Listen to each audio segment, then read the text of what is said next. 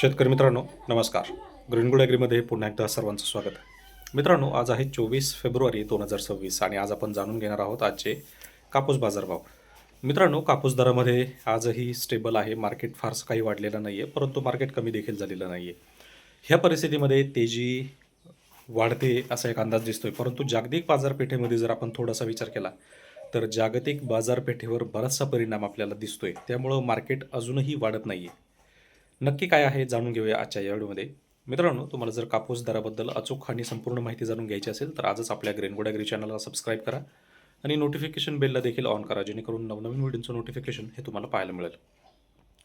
तर मित्रांनो, जागतिक स्तराची परिस्थिती अशी आहे की बरेचसे मार्केट कोलॅप्स झालेले आहेत कालच्या दिवशी.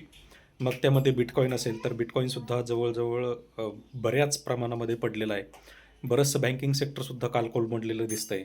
तर अशा परिस्थितीमध्ये थोडक्यात आपण हे जाणून घेऊ की जागतिक बाजारपेठेमध्ये मंदी बऱ्याचशा प्रमाणामध्ये आहे आणि याचा परिणाम आपल्याला शेतीमालावर देखील झालेला पाहायला मिळतो, खास करून जागतिक बाजारपेठेवर ज्याचे दर अवलंबून असतात ते, आणि कापूस त्याच्यामध्ये एक आहे.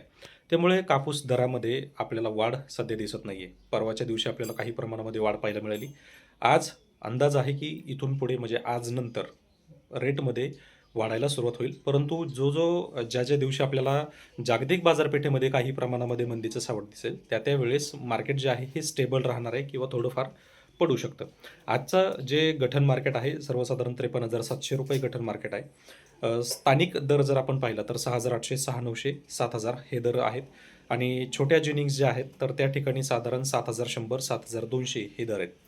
जर मोठ्या बाजारपेठेचा जर विचार केला, मग ज्यामध्ये हिंगणघाट असेल, यवतमाळ असेल, मानवत असेल, अकोट असेल, तर अगदी 7,200 पासून 7,700 रुपयापर्यंत दर चालू आहेत कापसाच्या क्वालिटीनुसार. आणि CCI सेंटरचं जर सांगायचं झालं तर साधारण 30 एप्रिलपर्यंत CCI सेंटर चालू राहणार आहेत. त्याचा GRही आता मार्केटमध्ये आलेला असेल, तुम्हाला तो पाहायलाही मिळेल.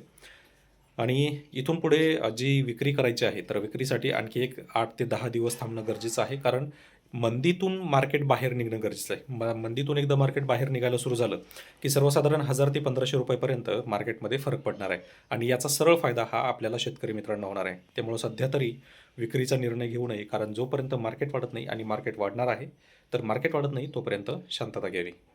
आणि अशाच माहितीसाठी ग्रीनगुड ॲग्री चॅनलला सबस्क्राईब करा. व्हिडिओ आवडत असतील तर व्हिडिओला लाईक करा आणि जास्तीत जास्त शेतकऱ्यांपर्यंत शेअर करा. धन्यवाद.